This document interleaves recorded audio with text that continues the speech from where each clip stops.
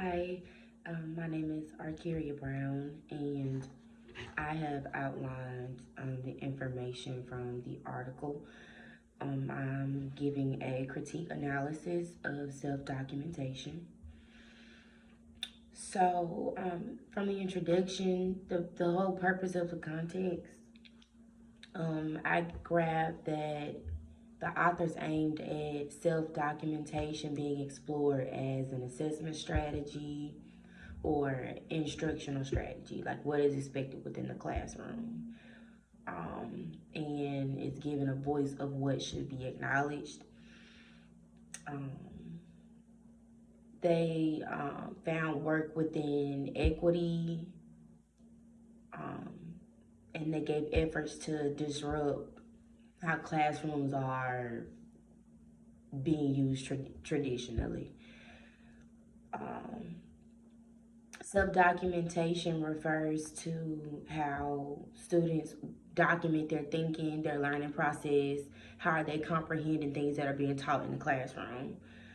And they practically do that through their drawings, speeching verbally while answering questions, journaling, video footage, and going around the classroom listening to students' conversations. What are they saying to each other? Um, the other thing I outlined is allowing students to have their own versions of their learning. Like, how are we allowing the students to express themselves? Um, the examples from the text I outlined was that authors provide teacher and student interactions, showing how self documentation is played in a real elementary classroom. They show how the children were captured, like videographed, how they solved certain things, how did they figure out certain answers to certain questions, what surprised them, and what would they do differently if they have known. Um, and teachers could also study their implementations and discover how they can fix the deficits within that setting.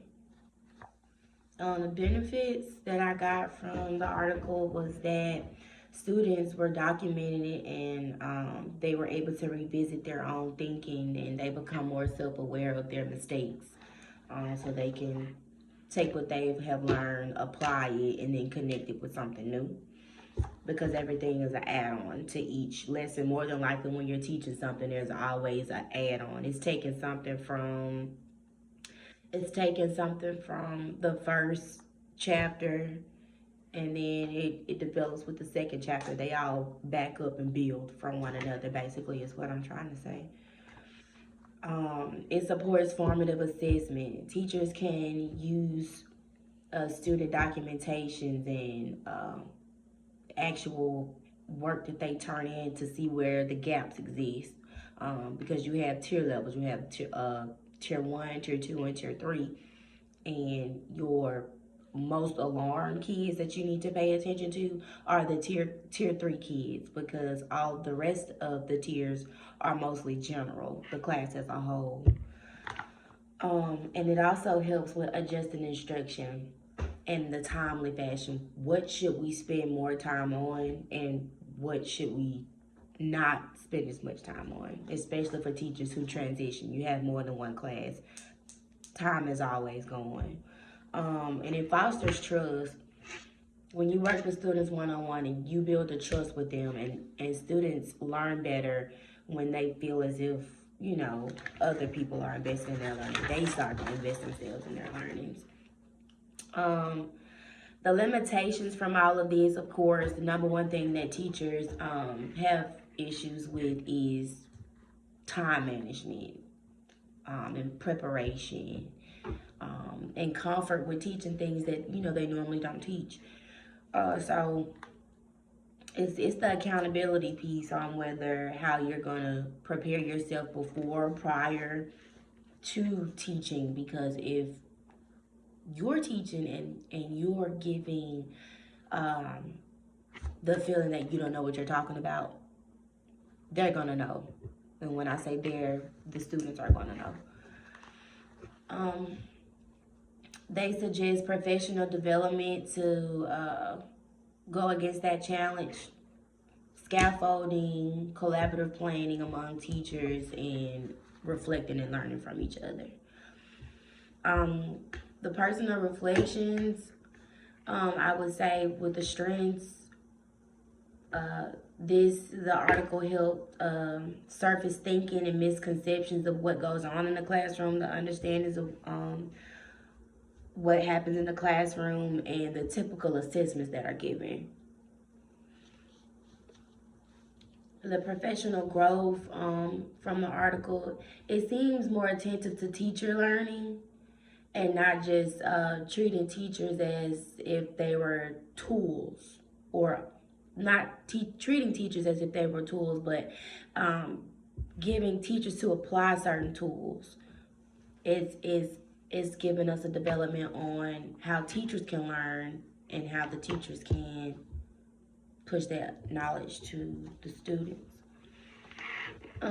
Questions, concerns, I would say in a real elementary classroom with time pressures, the time constraints, with the curriculum pacing guide, standardized tests, large class sizes, how could we have the most accurate documentation outside of actually receiving planning time at work, away from meetings? How realistic can that be? Another question or concern was that some students may lack the expressive confidence, or language skills to document. Will this privilege fluent students and exclude the quiet ones? And how can we make self-documentation count in a system that demands performance measures?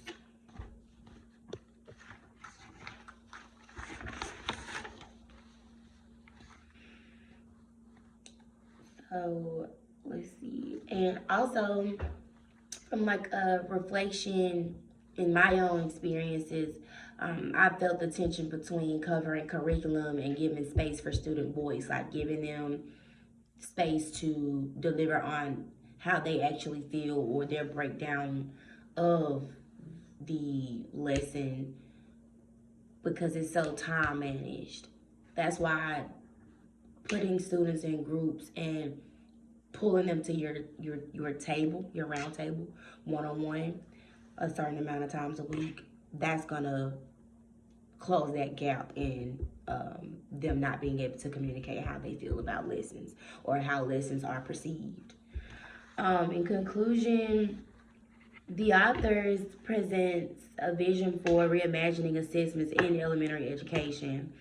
It grants students the autonomy and the more expressed, they put them in more of a good expressive mode.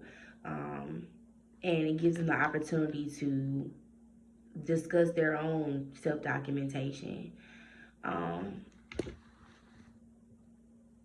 And grasping that, it can reveal a lot of learning paths that's, it helps students go down different routes that they couldn't have imagined or been able to develop on their own.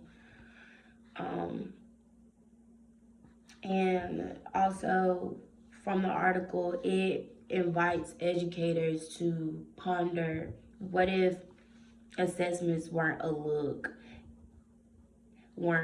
just a look at what students got correctly, but also listening to what students are struggling with, thinking, and also imagining like what's next from here.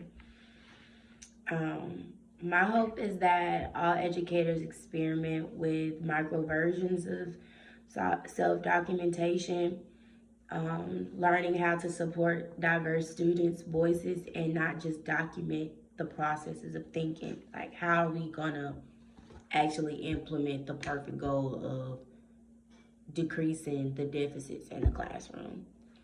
Because we usually have students that are 2 to 3 grades behind. How are we going to close those gaps? So that is my outline for perception of the analysis self-documentation. Thank you.